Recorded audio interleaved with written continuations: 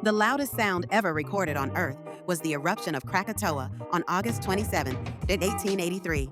Imagine this, over 310 decibels at the source. That's louder than a jet engine at 100 feet. The explosion was so powerful, it was heard over 3,000 miles away in places like Australia and Mauritius. Shockwaves circled the globe 7 times, and barometers everywhere registered the pressure wave. Tragically, it killed over 36,000 people, mostly due to tsunamis. The eruption obliterated 2/3 of the island. What made it so loud? A massive release of energy and multiple explosions blew Krakatoa apart, creating a sound that still echoes through history.